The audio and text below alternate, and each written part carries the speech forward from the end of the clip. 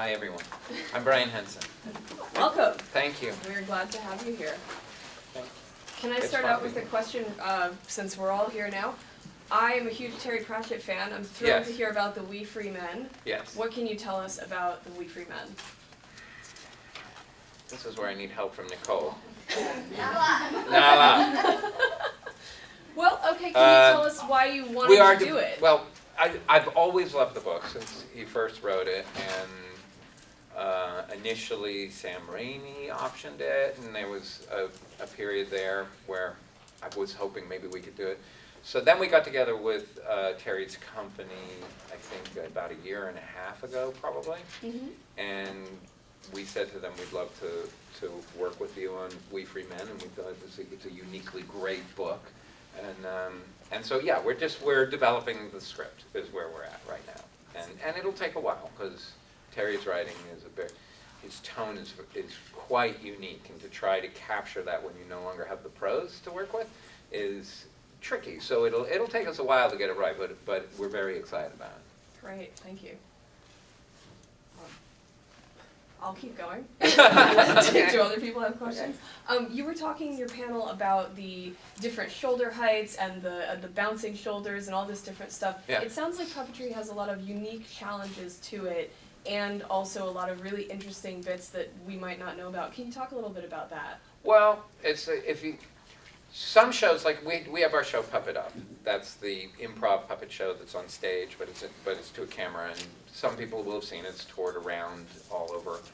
It's now in Vegas. It's in the Venetian Hotel in Vegas, and I would recommend anybody see it. But a show like that, all the puppets are built to be basically pretty lightweight and pretty easy to operate. Now I have your fly.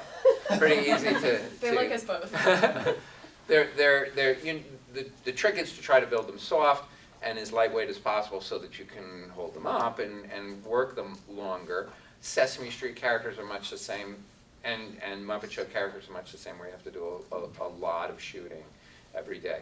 But when we do things like Dark Crystal and these bigger movies, or my God, Little Shop of Horrors, when I did Little Shop of Horrors, I did the Feed Me plant, and it was in front of me, and it was about 170 pounds, and it had counterweights and all, but boy, was that hard work. And so once we started doing animatronics with Labyrinth and Dark Crystal, and then the other films that we all worked on, yeah, it started, at one point, let's see, for Little Shop of Horrors, we had the Manchester United trainer who had to work on, there was two of us puppeteers who were in the heavy positions, who were in the lead positions, and we would come in every morning almost on crutches. We had bursitis up from all 10 fingertips all the way to here on both sides.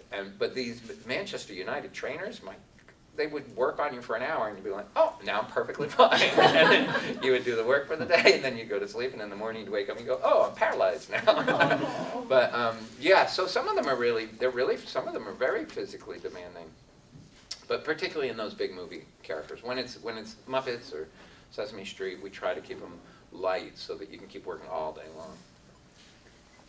So, yeah, when you're looking at technology today versus technology when you were doing Pilot for Farscape, right. If you were to have to rebuild Pilot from the ground up right now, do you think that the technology in the past 15 years or whatever do you think you'd be able to do it in a much better manner based on the current technology standards, or is it pretty much the same for large characters like that? Well, I think what's happening now, which is interesting, is there is kind of this love and return to animatronics that we're sort of seeing, and with like Creature Shop Challenge, that show that I did.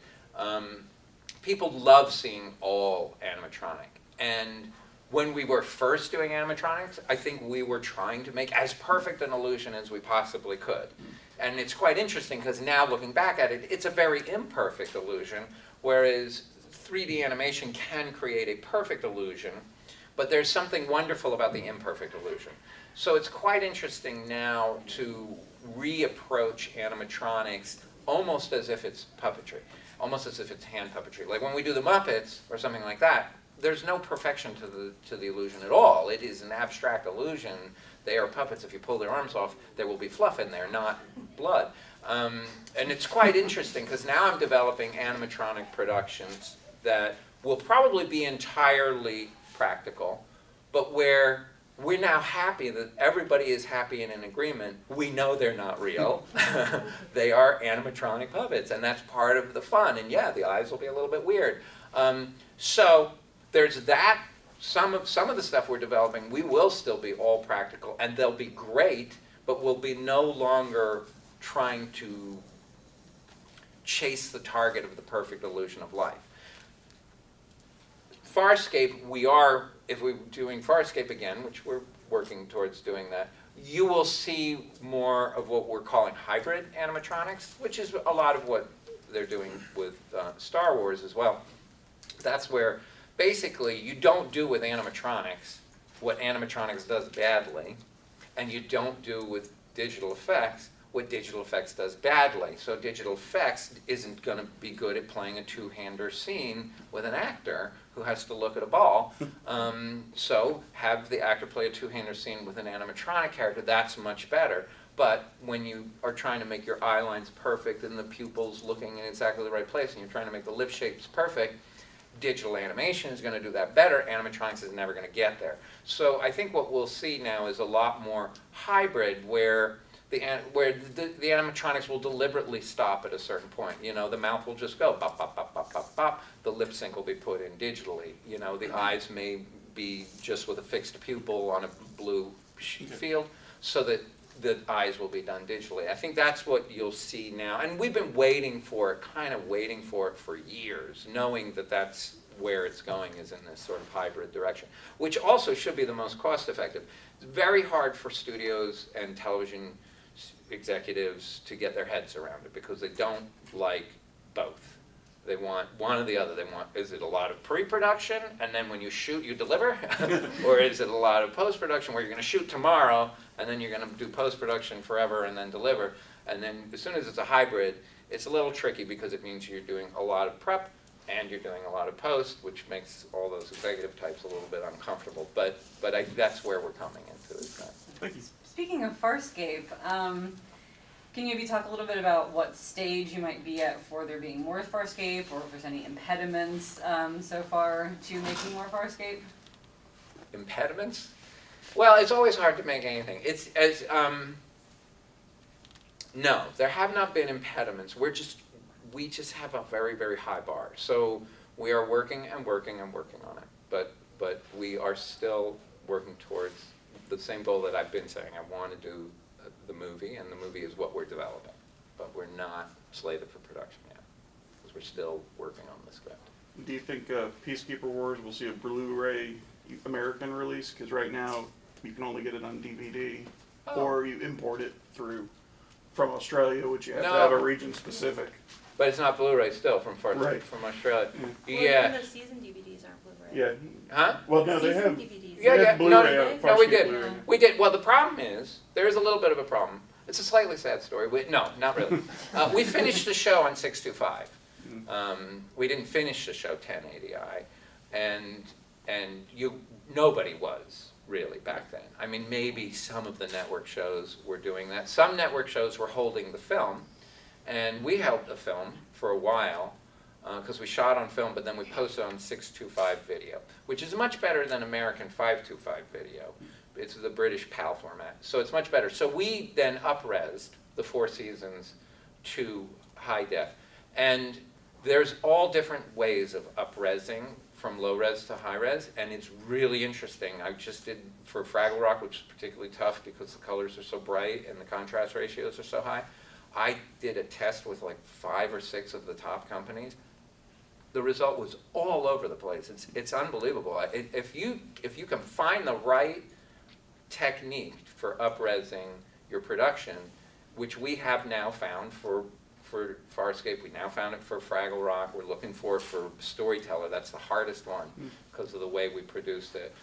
But there's people now doing really beautiful up-reses. So, but with specifically Peacekeeper Wars, yes, I have that conversation with our head of distribution. We were not distributing it originally. We distributed the 4 seasons, and then Hallmark distributed Peacekeeper Wars, and then we have taken back distribution of Peacekeeper Wars. But it's very expensive to up-res it, just that once. But we are working towards it, and my guess is we'll do it within the next year. Okay, thank you. Oh, I'm selecting? Okay. Okay. Oh, were you selecting? Oh, okay. But you can select. I did, well, It's your I press pointed conference. here, so. I was just gonna ask, because I think you were the judge for the Labyrinth Masquerade Ball. Yeah, did I get it wrong? Good. I'll make sure I have my facts With correct. Creature Shop Challenge, I got so much email that Melissa should have won. And I wasn't able to attend. I tried to get tickets and they sold out in about 5 I minutes. know, they sold that in 2 minutes. But with the Labyrinth fandom and how, people are still so excited about that film and there's such love for it, does that surprise you? And what was your perspective of the event for those of us who couldn't attend? It was lovely. I'm sorry you couldn't attend. And the costumes were extraordinary. The costumes that people made were really fantastic. I think they're going to try to figure out how to make it bigger. But they were at capacity for the center. It was a really lovely event. And this is, us basically supporting and sponsoring something that fans have been doing. Fans have been doing the masquerade balls before. And they used to ask us for permission, and we used to say, "Oh, I'm not sure." Yeah. Yeah, Brian, shut up. God, strike that. So now we are sponsoring. Yeah. So it was. It's lovely, and it's lovely for me because Labyrinth for me was like an entire life. I had an entire life on Labyrinth. I feel like. It was a really long. It was those days when you shot for a long time, which is like the Star Wars right now is doing it the old-fashioned way. They're shooting a long time, and there's nothing for creative people that is so great to be able to work with one creative team for a year is so much nicer than popping in for 10 days here, doing 2 days over here, which is the way most of the industry works now. So for me, it was like a whole lifetime. And so going to the Masquerade Ball, it's like going back into that life. And I feel like I had a whole, and it was a very important film to me. It was probably my 3rd project out of school. And I had a lot of responsibility and was working for my father with a lot of responsibility. The other 2 films were not for my father. So it resonates for me in many different ways. It was a really exciting time for me in my relationship with my dad. I grew tremendously. I went in as like a special effectsy kind of guy and then came out as much more of a mature performer and coordinator and pulling it all, and then went on to directing not long after.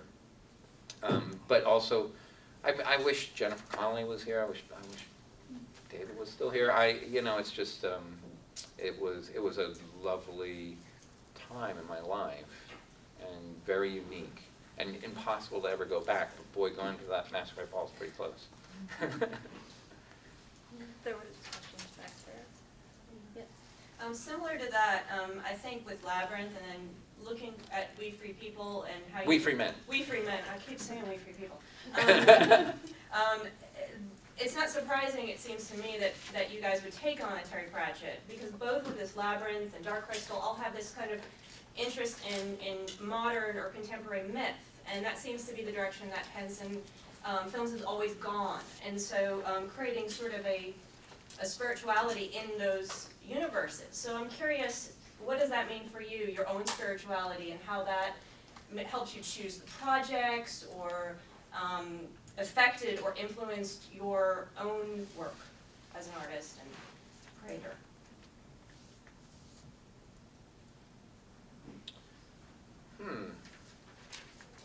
I don't know. It's a good question. Yes, that's what I respond to, or I want it to be comedic and I want it to point out the absurdities of life, and I want to leave an audience buoyant and not heavy because of their life, but buoyant and laughing at their lives. That's the other side of probably the Henson Company and me. Personally, I'll respond to that. So that's sort of the lighter side. And then when it's a story or something, absolutely, I am attracted to a deeper mythology and a deeper spiritual resonance, and that is a good thing, and that is a hard thing, because in our business, you get to make 1 out of 4 things that you really wanted to make, and the 3 out of 4 that you didn't make can kill you. You know, it can really be hard if it's these, because you put so much of your heart and effort into something that you really know should be made, and it resonates deeply and spiritually, and then you can't make it. so that's hard. But yes, you know, I mean, what you're saying is exactly what. There's always a bit of it's spirituality. There's also, we try to see a message. It also just makes it worthwhile. It's much better to have made something and feel like I made something that's important, as well as funny, as well as imaginative, as well as artistically beautiful. It's nice to feel that that there was importance in there to you, and then hopefully to the world. I mean, it was, my dad would always say, try to leave the world a little bit better off by you having been here, and that's certainly the way we approach most everything. But sometimes leaving the world a little better off is teach people to laugh at themselves. Sometimes that's all it does. Thank you.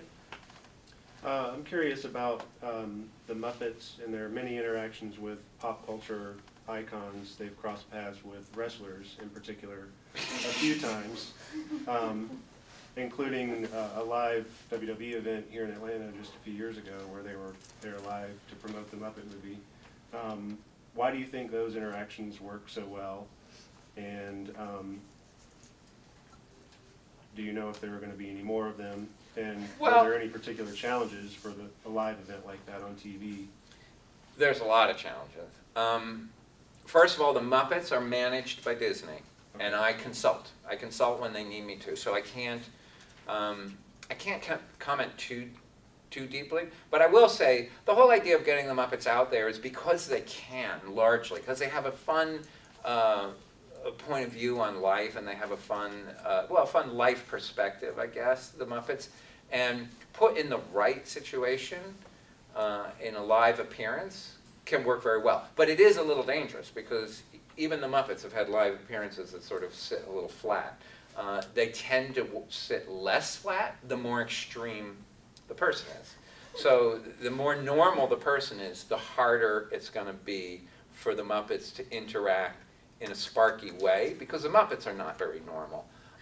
So you start interacting with wrestlers, or you start interacting with unusual musical artists or weird performance artists, and it'll tend to work a little better.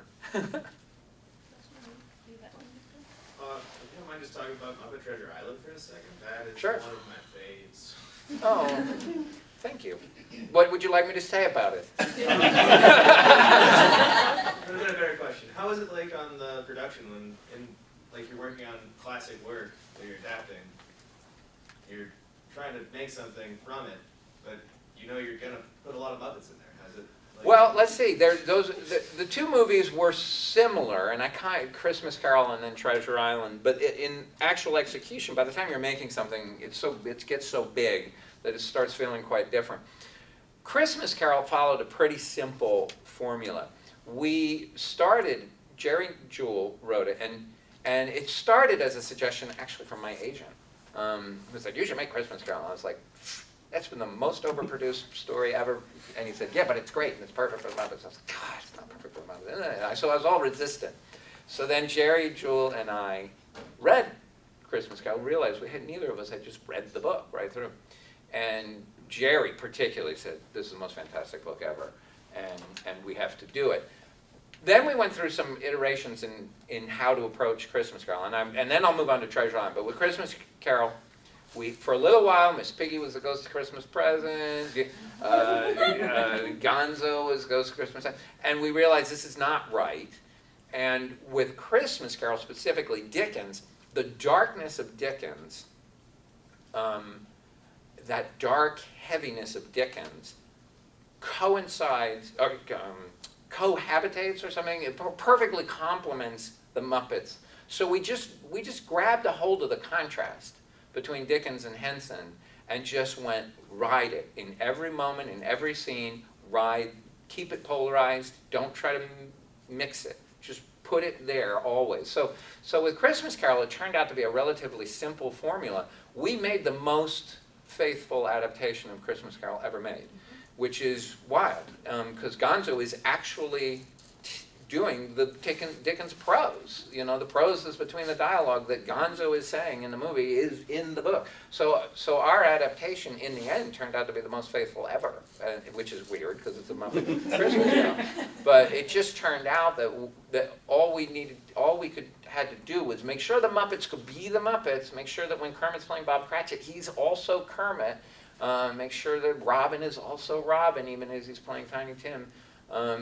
And make sure that Gonzo is also Gonzo, but Charles Dickens, and we just realized in every aspect of that movie, in the costuming, in the set design, in the dialogue, in the writing, in the shooting, in the lighting, it's always both. It's always very faithfully Dickens and very faithfully Muppets. So that was just a really wonderful formula that we hit on, where we're like contrast, just keep contrasting it in every moment. Treasure Island was a little bit tougher because the base material is tougher than Christmas Carol, and Treasure Island is 3 movies in one, and of course we only had about the same money, just a little bit more, and tell the studio, wait a second, I've got a movie in England, then I've got a movie on a boat, then I've got a movie on an island, and you have to bring the toughest thing with Treasure Island. Well, going back to the material. Treasure Island, the pivotal moment, it's a coming-of-age story of Jim Hawkins, and the pivotal moment where he comes of age is when he shoots a man in the face and kills him, and the man slowly dies. Okay, that ain't going to be in our movie. So that was the trickiest part about Treasure Island, but the character of Long John Silver, and is he bad? He is bad, but is he unredeemable? Is he unredeemable? No, he's not unredeemable. Do you love him even as he's bad? Very, very interesting. The strength, I think, of Treasure Island and all productions of Treasure Island is the character of Long John Silver. It's just such a complex character. It's the character that you love, but he's always going to be a bad boy. You can't trust him. You just can't expect to trust him. He's the character who says, love me, don't trust me. Just for your own good, don't trust me. So. And Tim Curry did a brilliant job with Long John Silver. The toughest thing about the movie was I had to carry enough characters so that at the end in the island, I could split them into 3 groups, because that's what the book calls for. And that was the hardest part about the movie, actually, was carrying that many characters. I had all these characters in the middle, all these characters. So Treasure Island, whereas Christmas Carol has a lot of intimate scenes that you could really pay attention to the details. It was like Treasure Island was like, God, another scene with 15 characters and another scene with 15 characters. It was tough in that sense. I would say that Christmas Carol's probably a stronger story than Treasure Island. Treasure Island is probably stronger scene for scene. So, which is interesting. So on first viewing, I would say almost everybody would prefer Christmas Carol. On second viewing, most people would prefer Treasure Island, because once you're past the story, once you know the story, and now you're watching it scene for scene for scene, Treasure Island has some really wonderful stuff that I'm very proud of in it. Anyway, I just sort of rambled. People who haven't asked. Just a couple real quick questions. I was sitting down with a local puppeteer before coming in here, and he does a local ministry with the puppets and anti-bullying at schools. And his name is Ron, and he just wanted to know how you select the contestants on Jim Henson's Creature Shop Challenge. Well, we only did the one season, and then Sci-Fi cut all their budgets. I know, boom. And then they said, yeah, but you know that you've seen the quotes. It was the hardest thing yet they ever did was to cancel Creature Shop Challenge. I was like, yeah, a lot of good that does me. But the way we did it was we used the same casting group, but they're almost like a search group that does Face Off. So what happened was they're a very smart group, but what had happened was in 4 years of looking for special effects makeup artists, they had already come in contact with quite a lot of animatronic-y creature building people. So So it made total sense to use them, and then they did do another search. They did a full posting. They did a posting all over the place, and it was a complex, I was amazed at what people were willing to do. It was a complex process, but they posted for everybody, and everybody could send in a resume, I can't even remember, a resume and I think a videotape of themselves building something, so that it was proof that they had built it, and a resume, and then they sent that in, and if they got through that, then we invited, I think, 60 probably. Gigi, do you remember? How many did we invite to LA? Probably about 60. About 60 artists came to, no, it's probably less than 40. We invited, from that section, we invited, I think, 40 to come, and actually they had one interim step in the middle. They had a second submission that they had to do to get to that. And then when they came, they worked in our creature shop with our creature shop supervisors, watched them work for 2 5-hour sessions. And then all those resumes were then brought to me and the network to choose who would go into it. Excellent, thank you. You touched on technology a little bit earlier. I'm wondering, now that we're celebrating the 30th anniversary of Labyrinth, looking back on some of those films and earlier in your career, are there any things that stand out that you wish you could do differently now as far as technology is concerned? It's almost more the opposite. I wish there's things that I could still do now. That's actually the more painful, is, you know, when we had a fully operational creature shop with 80 staff and usually a payroll of 350, you know, when animatronics was in really full swing, and then, boy, you could just order stuff up. It was like, I need a 15-foot octopus tentacle, and it's got to move beautifully, and, you know, I'd have it a week later. Yeah, it's more and the materials, a lot of the materials we can't use anymore because they turn out to be poisonous. You know? And I think that happens with a lot of manufacturing now. You know, there's a lot of stuff we've learned we really shouldn't be using anymore, and so we've stopped. But are there things that I wish I could have done differently? Oh, well, sure. I mean, in Labyrinth, Hoggle, we had not really gotten to the point yet where we could work with force feedback through the potentiometers to adjust the quality of movement of a motor, so which we then developed after that, so that a motor could move in an organic way like this rather than, you know, with Hoggle, any organicness to the motor had to come from us in the performance, which was really hard. And then it had to be very carefully edited to hope to make it look as good as possible. But later we were able to make motors move in an organic way. That helped a lot. Today we would do hybrids. We would do, if we were doing Labyrinth again today, we would work with hybrid characters. It would be semi-animatronic. But with us it would be mostly animatronic. It's interesting. It was Where the Wild Things Are was a very interesting process, done in a very labor-intensive way, and if they had gone into it knowing the way they wanted to do it, we could have figured out a much less labor-intensive. But with that, they were using fully photorealistic heads, but no movement at all, to keep the heads light enough that they could work where it was 115 degrees, and they were in the jungle and didn't want things breaking down. And then in the hybrid sense of that one, they then created 3D faces digitally, and then animated them. And then, after animating them, they put the skin back on, and the way they did it was not by doing a match of skin, but by using the photo material, the actual photograph from the frame, and sticking it back on. And the result was really extraordinary, because that really looks good. That really looks like animatronic puppets, even though those faces were not moving when they shot. Yeah. I don't think there's a generation anywhere that has not known the Muppets, and that's pretty cool, since they've come to be. And I think that's gotta be a very strange feeling for you, having seen this happen. And do you feel a sense of responsibility at all for all of a sudden kindling this imagination for all of these people, adults and children, through the process of. Well, I Muppets? think it's my dad who You've deserves, carried the torch too. yes, Don't sell absolutely. yourself short, okay? Well, I think that's a lovely thing to say, that you said that, and I think it's wonderful that our work has impact. I think a lot of it is, we were lucky, and my dad was lucky. Last night, walking around looking at those costumes, 4 or 5 people there deserve it just as much almost, you know?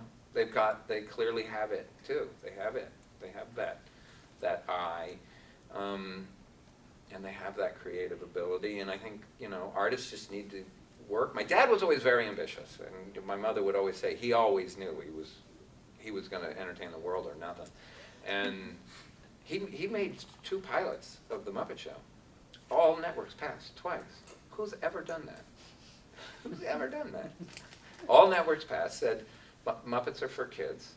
It's never going to work in prime time. So then my dad, well, I say it, no, a little bit petulantly, went and signed on to Saturday Night Live. Said, fine. You want me to just do kids? I'm doing Saturday Night Live. It's already, controversially, the most adult TV show ever made in history, and I'm signing on now, before it even goes on air. So he did the first season of Saturday Night Live, waiting for somebody to give him the Muppet Show. And then the Muppet Show was, there was a lot of like, wow, it's really bringing the world together. It was the first show to sell in more than like 30 countries, and then it sold to like 120 or something like that. And everybody was like, wow, look at what the Muppet Show is doing. And it held that top slot for about 2 months. And then Dallas went. Like, we were all believing, yes, this is because of the Muppets and the positive message the world is embracing. And then Dallas sold in more countries. I think we have time for one more question, so Brian, do you want to choose? Oh, no, that's too hard. Somebody who hasn't asked it, Oh, here. you haven't asked the question back, right? You didn't ask. No, you were raising your hand, and I don't think you asked. Can I answer more, or? Yeah. Okay. I mean, it's up to you. You talked a little bit about the physicalness in some of the different movies. Are there hand or shoulder exercises you do to warm up beforehand? Before, you know? Yes. Back when I was doing the heavy puppets that were hard, the Chinese balls, roll the 3 Chinese balls in your hands. That's great for the coordination, your control of your fingers. You know, you roll the 3 balls backwards and forwards. 2 balls. 3's hard. Some people can do it. I can't. 2 balls. I don't know. I never was doing 3. You do 2 balls back and forth. Get the pretty big ones. The bigger, the harder. And then fill tennis balls with pennies. Cut a slot in a tennis ball and fill it with pennies, and then juggle them. And that'll give you all your arm strength, but also coordination. Yeah. Here. There are so many aspects to what you do, from occasionally puppeteering to spearheading new projects for the company, attending events, judging shows, and you've given us so much insight today. Is there any idea, can you give us any idea of what the day-to-day of your career looks like? Well, no, it's just so different. It's appallingly a lot of selling, and it's awful. I have to tell you, it's just awful.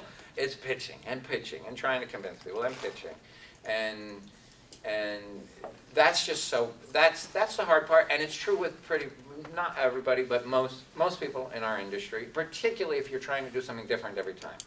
You know, there was an easier career track for me and my company if we just kept emulating, you know, oh, that one was successful, let's do another one just like it, let's do another one just like it. We've just never done that. My dad never did that. He canceled the Muppet Show in season 5 because he was like, I'm done, want to do something else.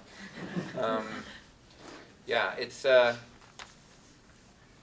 it's often pretty boring. It's often going in and, well, Gigi's my assistant, and she actually dresses like that pretty much every day. She actually does. So people love coming to my office for meetings, which is great. And you know, but it is a lot of, unfortunately, it's a lot of meetings. I wish it was always writing and drawing and storyboarding and shooting. I wish it was, but it's more of the time is spent having meetings, trying to get things financed, trying to get the company going. And then when you get to shoot, it's really nice. And then a shooting day for me, I learned a long time ago to go to sleep. And oh well, I guess I'm doing a director's panel. That's what I'm going to tell people: go to sleep. That's the real trick is you wrap, go home to sleep, even though you're not prepared for the next day. I go to work 2 hours, sometimes 2.5 hours before crew call, and then that works perfectly. You go to work at 4:45 in the morning, and you recheck all of your plans for the day, you retype them all, you rework it, your brain's working great, and then by the time people come in and they're ready to start shooting, you've already done it twice in your head, and I love production. It's very tiring, but it's definitely my favorite thing to do. Yeah, you've talked a lot about your father's legacy. You're obviously very respectful of that, but also how he, wanted to do something controversial because they wouldn't take the Muppets. Talk a little bit, if you could, about the Happy Time murders and the process of that. Meetings. Well, I can say for 5 years I've had what is pretty much acknowledged in the entire industry as the funniest script they've ever read, and pretty much everybody agrees. And it was hard to set it up because everybody wanted it to be. There's no comps because the industry is run by comps. The accounting department has to say this film is these 4 films, which we're going to average their box office. That's going to indicate what we can spend on it. That's also going to indicate how we're going to market it and how much we have to spend marketing it. Without comps, the industry goes freezes up. So our film was impossible to comp, and therefore it falls into the independent model, which means it must be produced for less than $10 million. So for years, everybody's been trying to get me to make it for less than $10 million, and as innovative as I think I am, I cannot make that movie for under $10 million. So, but now I am at STX Studios, and they do believe in it, and they are not trying to crush the budget, but they're very picky about who will be the cast. So I'm basically still working on casting the movie. So I'm not slated for production yet, but I do have a studio behind. It's a fantastic script, and it's kind of ready to go. But I'm not making it yet. Now we definitely have time for just one more. Looking back at the Save Farscape campaign that kicked off after the last cancellation, do you think if crowdsourcing like Kickstarter and all the other crowdsourcing websites had been around at the time, we might have seen a potential full season?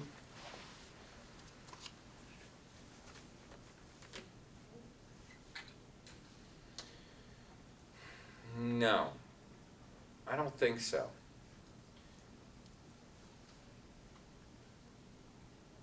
I don't think so. Maybe. Who knows? Maybe. Well, it pretty much was that, because that huge Save Farscape campaign made it around the world and brought financing in. I didn't bring the financing. The financing came to me. I was getting international calls, saying, let us help you finance Farscape. So it was such an unusual model that it couldn't be open-ended. Like a TV series has to be open-ended. If you're doing this season, it's because you know how you would do the next season. And with that kind of approach, I knew I had to have a closed-ended thing. And so we just decided with the amount of money that people were talking about that a 4-hour miniseries was just about what we could do. And then that's what we did. But you know what? I can't imagine. I think the Save Farscape campaign basically did what crowdfunding does today. Crowdfunding, I guess, will get a little bit deeper, but there was so much money involved, I don't know. And I don't even know, frankly, I don't know. I haven't quite figured out how crowdfunding can work in a way that I'll feel comfortable with it. You know, if somebody sends me, if 10,000 people send me $10 million, and then I make something with that $10 million, and it's successful, and now I start making money. Now I feel bad. Now I feel guilty. So it's like, now I want to send the money back to all those 10,000 people. So I haven't quite figured out how I would use crowdfunding, but unless it was literally a non-profit production within the company. And right now, like any company, we have to make money wherever we can. Low margin business, particularly worldwide piracy, is killing us, just like it's killing everybody. We would literally make 4 times the money that we would make if only there was some clamp down on the worldwide piracy that's going on. But we kind of have to run as a commercial company. So, but if things got a lot better, or we were particularly frothy one year maybe, and we did crowdfunding, I would do crowdfunding for a not-for-profit production where all profits go somewhere, and I would feel okay with it, I think. Okay. Thank you. Thank you very much. Sure, you're welcome. Thank you so much.